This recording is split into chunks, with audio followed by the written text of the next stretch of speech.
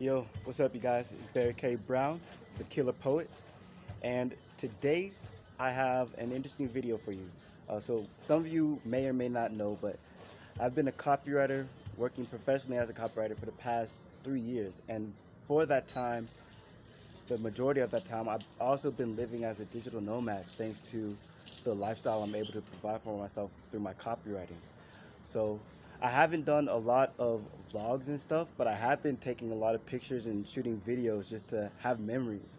So I'm going to share some of those memories with you from the past 2 or 3 years of my experience traveling and experiencing different cultures thanks to my copywriting. And hopefully, this will serve to inspire you on your writing journey. Um, and yeah, you guys can look forward to more like timely vlogs in the future. So yeah, this is just like to give you a little recap of like the last few years and also to give you an idea of what to look forward to.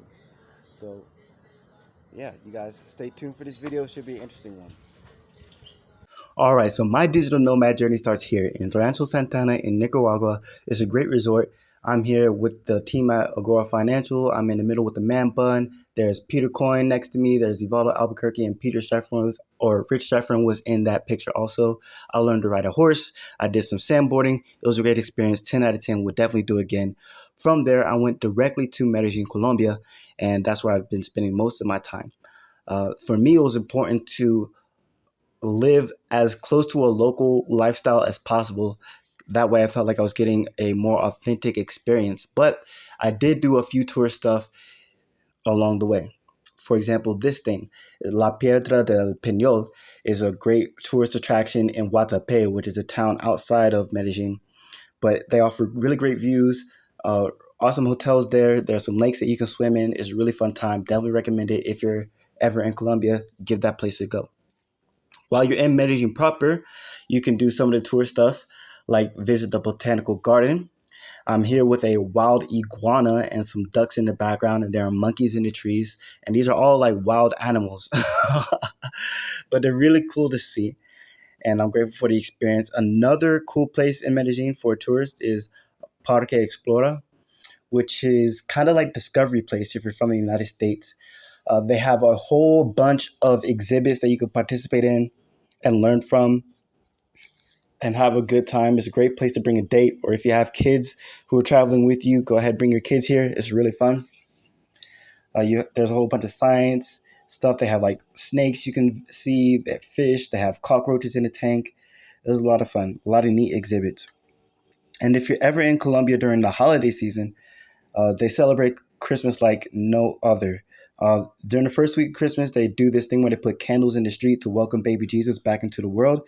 And then in Medellin, they have alumbrados, which is kind of like they set off a section of the city to set up like a state fair.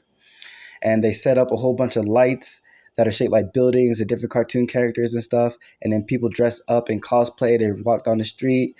Like you see these guys here dressed up as Iron Man taking pictures with a whole bunch of kids. And yeah, it's a great time. Another great date idea or another great way to spend time with your family if you're in Colombia during the holiday season. And eating out in Colombia is a great experience. Typically, I never really spent more than $8 per meal, that's on the expensive side for sure. I usually eat for like $4 per meal, and I've eaten as cheap as $2 per meal. These are US dollars.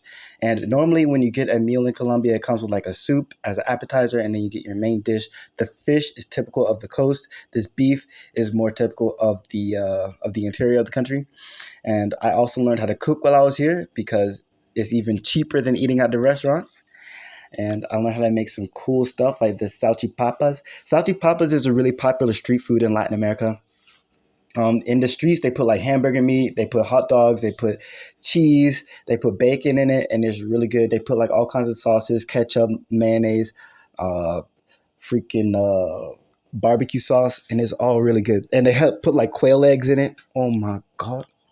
It's so good, bro. But you can't eat that every day or you'll get fat. So to avoid getting fat, I joined a local gym. It's also important to me to remain physically fit and healthy so that I can enjoy my digital nomad lifestyle to the fullest. And also, while working out at the gym is really cool. You meet some really interesting people. For example, while I was working out at this gym, which has since closed because of the pandemic, I met an interesting guy named Juan. And Juan, during the pandemic, his wife was pregnant and he invited me to his baby shower. And so I'm going to show you a picture of him right now. This is Juan in the black, and his father, also named Juan, is in the flannel. His uncle in the gray shirt is also named Juan, Juan Eduardo, and his brother taking the photo is Juan David. So it's like a family of like four men named Juan. I don't know how typical that is of Colombia, but it's definitely interesting, definitely unique. And I'm so grateful that I met Juan and got to spend time with his family.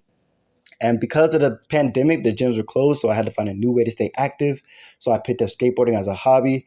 I chose it because I used to skateboard when I was younger, and I had a lot of fun doing it.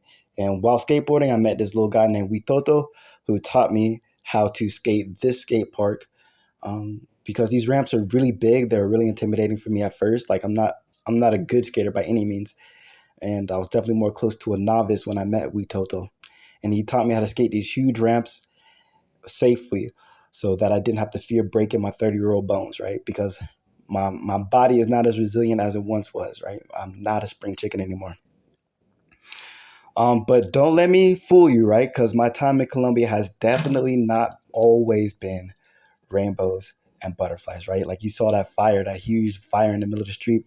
This is a protest that was happening while I was in Colombia. This is actually from my first month in Colombia. What happened was the government made a promise to the students to help them with their education, to, I guess, subsidize their education. And they did not follow through on that promise. And so the students started protesting, and the police would come to the schools where the students were protesting, and they would shoot tear gas into the schools to disperse the crowd. Uh, and like those those instances kept happening and kept happening until they escalated and they ended up in the street, right? So this is one of the protests that happened in the street, and you see the guys, they have all their face wrapped up so that they can endure the tear gas, and they're lighting fires in the street, and they're throwing rocks and bottles and all kinds of debris at the police in retaliation. This is the first protest I participated in. I've participated in three since I've been in Colombia, and the first one was terrifying. They're all terrifying, right? Because like getting tear gassed is not a fun experience. I definitely would not recommend that. Like if you can avoid being tear gassed, do it. But uh, I don't know. I liked it. I live a dangerous life. Another cool thing that happens in Colombia is called a toca, right? So that's me, a picture of me at a toca. They were playing rock at this one. And this is another toca that was happening. And in this one, they were playing cumbia. So a toca is really cool because it's like a local band comes through and it's like a free concert. Essentially, they just come through and they hold a concert for you guys. Uh, and it's a great way to spend time with family and friends and just listen to good music, catch a vibe, eat some good food, and just hang out. Colombia is really cool. Like Colombia is like a really family oriented place, right? So yeah, it's really cool. It's really great. And cumbia is a genre of music typical from the coast of Colombia. I know here in Antioquia, in the interior of the country, um, what they listen to mostly vallenato, which is like it's drinking music, really.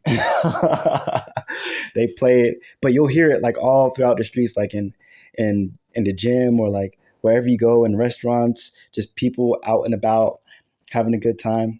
They'll typically, and here in Medellin, they'll typically play vallenato, but this band that you're watching right now was playing cumbia. It was it was great to see that.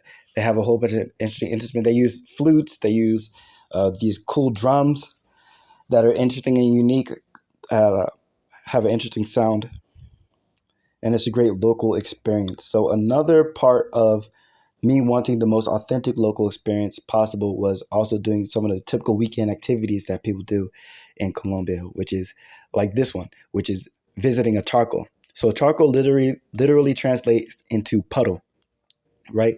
But a charco is like really any river or pond or lake, any body of water that's not a pool that you can, hang out and swim with your family, right? Family and friends. Um, I showed you a picture. Oh, you saw the bottle of Pilsen in the foreground, and this guy is about to jump off the cliff. Pilsen is a local beer that's really good. Another cool place to hang out in Medellin is right here in San Antonio, and it doesn't get any more local than watching your neighbor watch porn on his big screen TV. But yeah, this is it, man. This is my digital nomad experience so far. Give me a like if you like this video. I'll give you some more. Barricade Brown, the killer poet. I'll see you guys in the next video. Peace.